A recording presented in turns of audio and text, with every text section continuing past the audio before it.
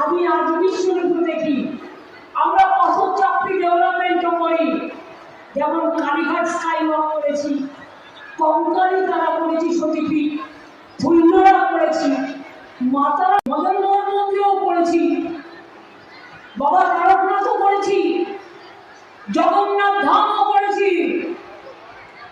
হিংসা করবেন না, সবাই দেখতে যাবে। এমনিতে বলে আমি নাকি ধর্মই মানি না। আপনাদের কাছ থেকে আমায় শিক্ষা নিতে হবে আমি কোন ধর্ম বিলংস করি। আমার ধর্ম একটাই, আমি মানবিক ধর্ম পালন করি। আর আমার ধর্ম একটাই, আমি মামাটি মানুষ আমার গোত্র।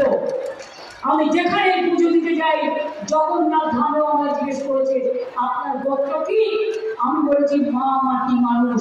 তার কারণ আমি না আমার ঠাকুরের ছোঁয়া, মন্দির মসজিদ গুরুদ্বারা গুরুদের গির্জার ছোঁয়া যারা সবাইকে কল্যাণ করে, সবাইকে মঙ্গল করে।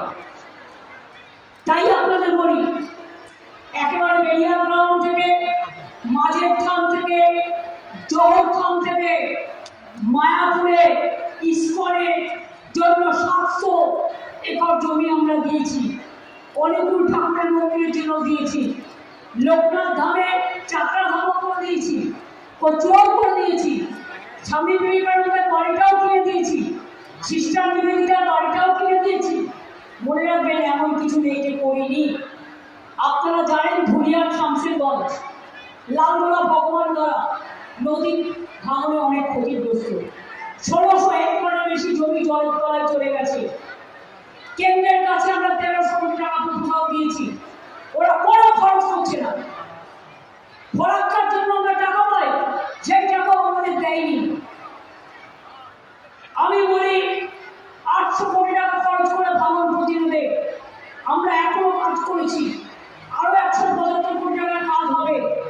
439 কোটি টাকার কাউন্টি মাস্টার প্ল্যান তৈরি করা হয়েছে। জল স্বপ্ন প্রকল্পে আমরা 16,78,000 বাড়িতে জল পৌঁছে দেবো আগামী দিন।